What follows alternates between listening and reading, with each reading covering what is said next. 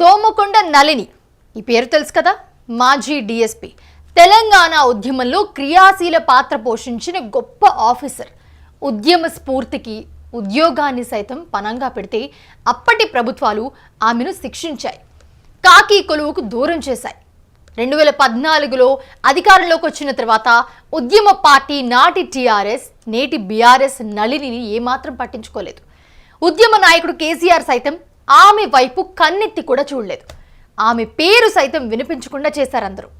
నాటి అధికారులు, పాలకులు చేసిన వివక్షతో, బ్యూరోక్రసీని అసహించుకుంటూ చాన్నాళ్లు సనాతన ధర్మ పద్ధతిలో హోమాలు చేయిస్తూ యోగ సాధన, యాగాల్లో, ధర్మ ప్రచారాల్లో కాలం గడిపింది.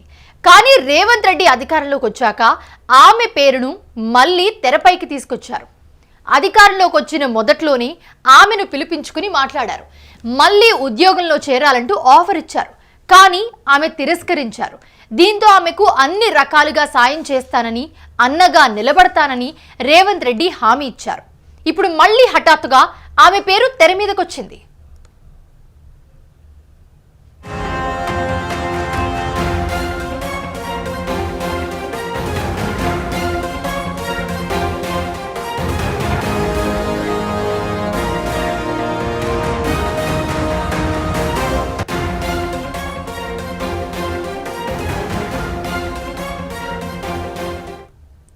అనూహ్యంగా అందరినీ షాక్ కు గురి చేస్తూ తెలుగు రాష్ట్ర ప్రజలకు నళిని బహిరంగ లేఖ విడుదల చేశారు. వీలునామా, మరణ వాంగ్మూలం అంటూ ఫేస్బుక్ లో పోస్ట్ చేశారు.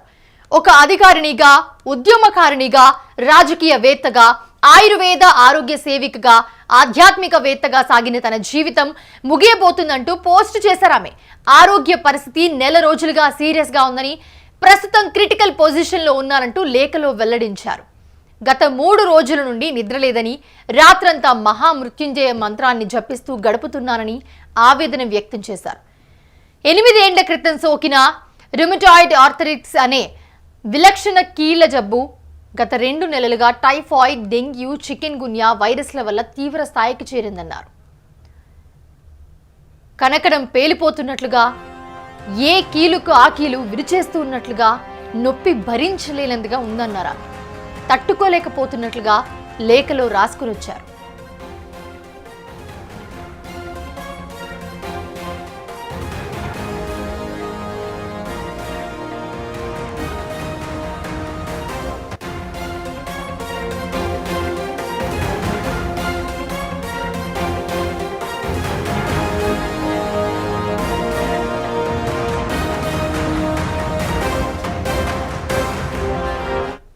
రెండు 2018లో ఈ జబ్బు ప్రారంభమైనప్పుడు ఇలాంటి స్థితి అయితే ఏర్పడితే మొండి పట్టుదలతో ఏదో సాధించాలనే తపనతో హరిద్వార్ వెళ్లి రామ్దేవ్ బాబా పంచకర్మ సెంటర్లో నెలల తరబడి ఉంటూ రోగం నయం చేసుకున్నట్లుగా చెప్పారు. కానీ ఇప్పుడు అంత దూరం వెళ్లేంత ఓపిక కానీ, అక్కడ చేసి చికిత్స పొందేంత స్తోమత కానీ లేదని చెప్పారు.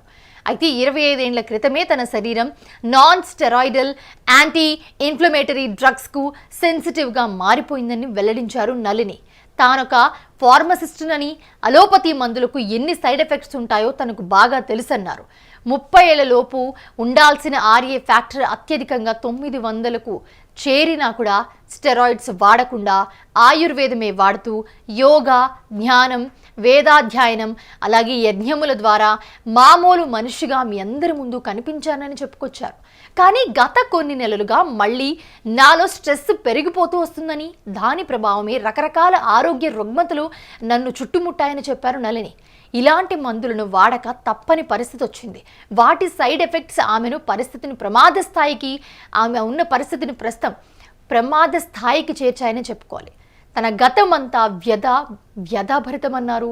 అయితే తెలంగాణ ఉద్యమ పోరాటం వల్ల నిలువెల్లా గాయాలే అయ్యాయన్నారు. తెలంగాణ ఏర్పాటు ఆవశ్యకతను వివరిస్తూ 2009 డిసెంబర్ 24న 19 పేజీల లేఖను సోనియా గాంధీకి రాశారు నళిని. తెలంగాణ ఏర్పాటు ప్రక్రియ ప్రారంభించినట్లుగా నాడు కేంద్రం ప్రకటన రావడంతో పాటు కొందరు ఉద్యమకారుల ఒత్తిడితో రాజీనామా లెటర్ను వెనక్కి తీసుకున్నారు. తిరిగి విధుల్లో చేరారు. తెలంగాణ ఏర్పాటు ప్రక్రియ ఆలస్యం కావటం 2011 నవంబర్ 1వ తేదీన మరోసారి రాజీనామా చేశారు. తెలంగాణ అమరవీరుల స్ఫూర్తి యాత్ర నిర్వహించారు. ఢిల్లీలో దీక్ష చేస్తానని ప్రకటించడంతో నళిని రాజీనామా ఆమోదించకుండా ముందుగా ఆమెను ఉద్యోగం నుంచి సస్పెండ్ చేసింది అప్పటి ప్రభుత్వం. అయితే 2011 డిసెంబర్ 9న తెలంగాణ రాష్ట్రం ఇవ్వాలని, తెలంగాణ ఉద్యమకారులపై పెట్టిన కేసులు ఎత్తివేయాలని ఢిల్లీలోని జంతర్ మంతర్ వద్ద దీక్షకు దిగారు. 8 రోజుల దీక్ష వల్ల ఆరోగ్యం క్షీణించింది. తెలంగాణ వాదుల వినతి మేరకు దీక్ష విరమించారు. తర్వాత తెలంగాణ నళిని క్రాంతి సేన ఏర్పాటు చేశారు. 2012లో ఉమ్మడి ఏపీ అసెంబ్లీలో పరకాల ఉప ఎన్నికల్లో స్వతంత్ర అభ్యర్థిగా పోటీ చేసి ఓడిపోయారు. అనంతరం అదే ఏడాది నవంబర్ 1న బీజేపీలో చేరారు. తర్వాతి కాలంలో రాజకీయాల్లో కనుమరుగయ్యారు. తెలంగాణ ఏర్పాటు తర్వాత నళిని పేరు ఎక్కడా కూడా ప్రచారంలోకి రాలేదు. 2012లో పరకాల ఉప ఎన్నికల్లో ఓటమితో కొన్ని రోజులు డిప్రెషన్లోకి వెళ్లిపోయినట్లుగా ఆమె సన్నిహితులు చెప్తూ ఉన్నారు. ఆ తర్వాత కోలుకుని ఆమె ఆధ్యాత్మిక మార్గం వైపు మళ్లారు. వేద ప్రచారకురాలిగా మారినట్లుగా చెప్తున్నారు. అయితే డిపార్ట్మెంట్ ఆమెను సస్పెండ్ చేయడం, ఉద్యోగం పోవడం, కొన్ని ఒత్తిళ్ల వల్ల ఆమె తీవ్ర డిప్రెషన్లోకి వెళ్లారు. 12 ఏళ్ల నొప్పిని భరిస్తూ అజ్ఞాతవాసాన్ని అనుభవించానని తాజా లేఖలో నళిని ఎంతో బాధతో పేర్కొన్నారు.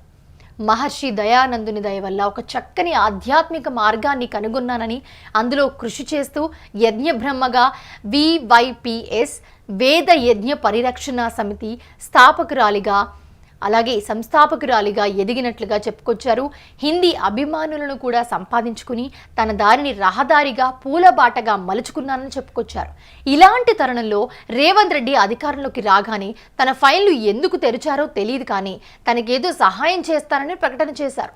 దీంతో సీఎంను కలిసి మనసులో మాటను చెప్పడంతో పాటు సస్పెన్షన్ పై విచారణ చేయించాలని కోరినట్లుగా తెలిపాను. అయితే అంతేకాకుండా దీంతో పాటు ఇన్నేళ్లు ఇవ్వకుండా ఎగ్గొట్టిన సబ్సిడెన్స్ అలాగే ఎలివెన్స్ ఇవన్నీ కూడా లెక్క కట్టి, ఏవైతే రావాలో అవన్నీ కూడా లెక్క కట్టి దాదాపు 2 కోట్ల వరకు కూడా ఇవ్వాలని కోరినట్లుగా చెప్పారు. మొత్తం 16 పేజీల స్వీయ లిఖిత రిపోర్ట్ ఇచ్చినట్లుగా చెప్పారు.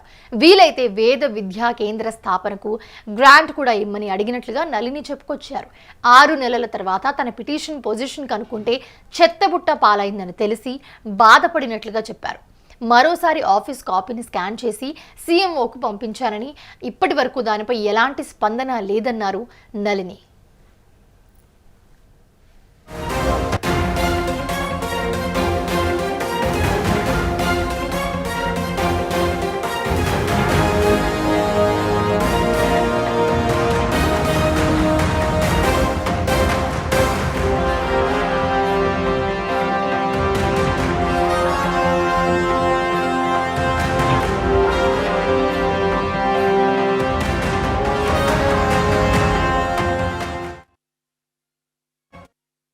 రిక్వెస్ట్ చేశారు. తాను మరణిస్తే ఎవరు సస్పెండెడ్ ఆఫీసర్ అని రాయొద్దని, రిజైన్డ్ ఆఫీసర్ అని, కవయిత్రి, యజ్ఞబ్రహ్మ అంటూ సంబోధించాలని కోరారు. తన శరీరానికి జరగాల్సిన అంతిమ సంస్కారం వైదికంగా జరగాలని కోరుకుంటున్నారు. బ్రతికుండగా తనను తెలంగాణ పోరాట విషయంలో ఏ నాయకుడు సన్మానించలేదని, చనిపోయాక అయినా పోస్ట్ మార్టం అవార్డులు అలాగే రివార్డులు ఇవ్వడానికి బయలుదేరే రాష్ట్ర నాయకులకు విజ్ఞప్తి చేశారు. రాజకీయ లబ్ధి కోసం తన పేరును వాడుకోవద్దని తెలిపారు నళిని. తన ఆరోగ్య పరిస్థితి కేంద్ర ప్రభుత్వం దృష్టికి చేరితే తనకు ఖరీదైన వైద్యం అందుతుందని, ప్రాణాపాయ స్థితి నుంచి బయటపడతానని నళిని లేఖలో చెప్పుకొచ్చారు. లేదంటే మరిన్ని పుస్తకాలు, 100 VIP యజ్ఞాలు చేయాలనే కోరిక తీరకుండానే పోతుందన్నారు. ఆధ్యాత్మిక కేంద్రం స్థాపించాలనే కోరిక కూడా తీరదన్నారు. తన పేరు మీద ఉన్న ఇంటి స్థలం వేద యజ్ఞ పరిరక్షణ సమితికి చెందుతుందని మరణ వాంగ్మూలంలో పేర్కొన్నారు. తన జీవితంలో ప్రధాని మోదీని కలవలేకపోయానని, తన మరణాంతరం తన లక్ష్య సాధనకు ఏమైనా ఇవ్వాలి అనుకుంటే వేదామృతం ట్రస్ట్కు ఇవ్వాలని కోరుతున్నాను. తన జీవితపు అంతిమ లక్ష్యమైన మోక్ష సాధనను మళ్లీ జన్మలో కొనసాగిస్తానంటూ లేఖలో పేర్కొన్నారు నళిని. నళిని రాసిన లేఖ ప్రస్తుతం చర్చనీయాంశంగా మారిందని చెప్పుకోవాలి. పోలీసు ఉద్యోగం మొదలు తెలంగాణ ఉద్యమం, రాజకీయం, తర్వాత యజ్ఞాల వరకు వెళ్లిన తీరు పూర్తి భిన్నంగా ఉంది.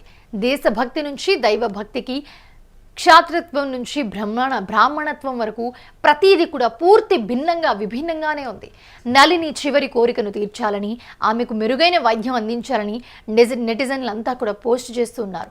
ఆమెను తిరిగి ప్రజల ముందుకు తీసుకొచ్చిన సీఎం రేవంత్ రెడ్డి సాయం చేయాలని కోరుతున్నారు. ఆమెను బ్రతికించాలని అందరూ పోస్టులకి కామెంట్స్ చేస్తూ ఉన్నారు.